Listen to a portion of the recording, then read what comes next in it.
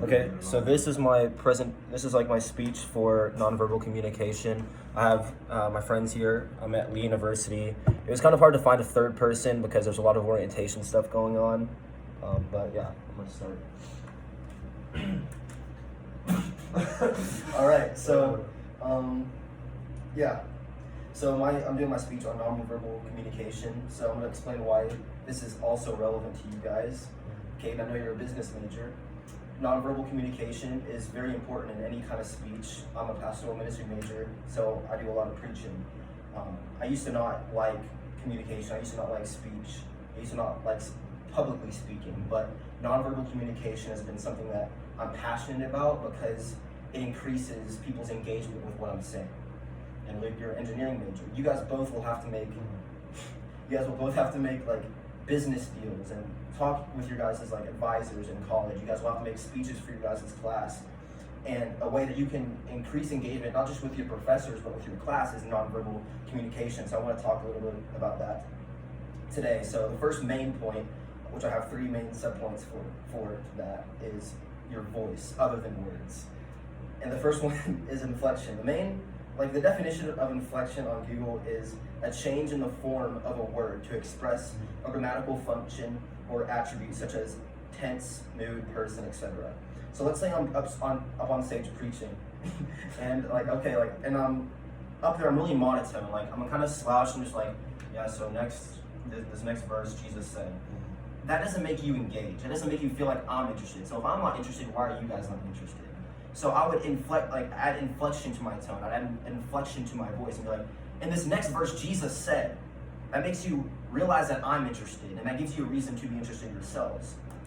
The next subpoint is your tone of voice. And a question that you can ask yourself whenever you're trying to increase your nonverbal communication skills is, are you conveying confidence in your tone, or does it sound forced? That's like being in youth ministry a lot. You see a lot of people have the opportunities to preach. You see them have the opportunities to speak, but it seems like it's forced.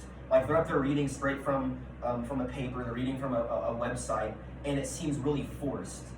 Like they don't seem passionate about it, like they want to speak about it. And that doesn't make you want to listen to it. If they don't feel passionate, if they don't feel like there's a reason for them to be giving this speech, why should you have a reason to listen to that speech? And this third and last subpoint of that main point is your loudness. Are you vocal?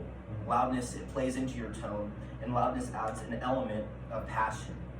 Like if I'm up here, like I said earlier, if I'm just monotone, if I'm kind of talking under my breath, that doesn't add an element of passion. When I'm up there preaching, I try to express my voice as much as I can, so the people in the back can hear me as much as the people in the front can. Because it's not just for people in the front. It's not just to get past this speech and try to get it over with. It's so people can hear it, because I want them to be able to receive and perceive what I want them to. So that takes me to my first quote, and it's from Harvard Business Review. Something that they said was, through our experience as faculty at New York University in language and communication specialists at the United Nations headquarters, we found that combining vocalics with public speaking skills, or what is called powerful speaking style, colors our words with the meaning and emotion that motivates others to act. Whenever I'm speaking, I want to motivate others to act, and not just listen and walk out, but to act. So to my second main point is body language.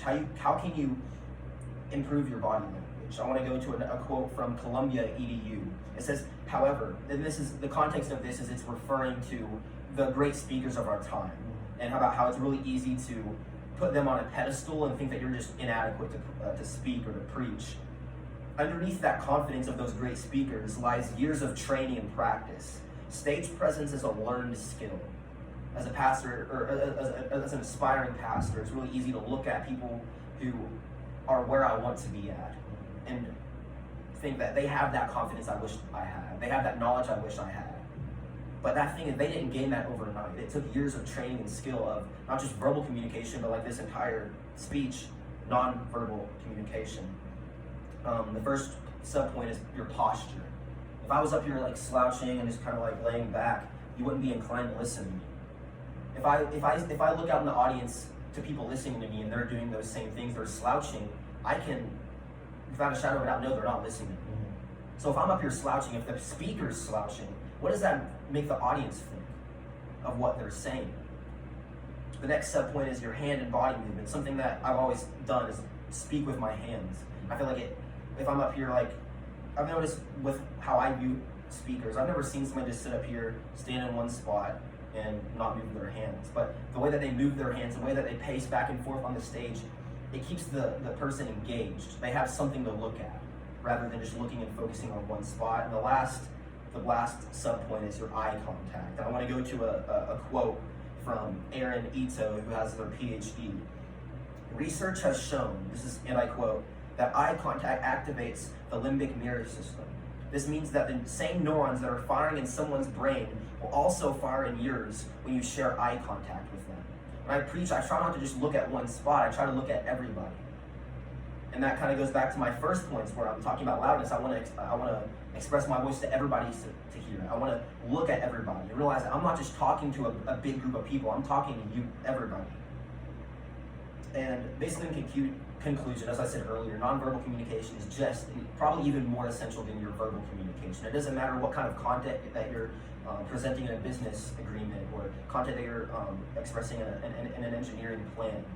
If your body language, if your posture, if your tone of voice is lacking, they're not going to listen to that content no matter how good it is. And yeah, thank you guys for being my audience.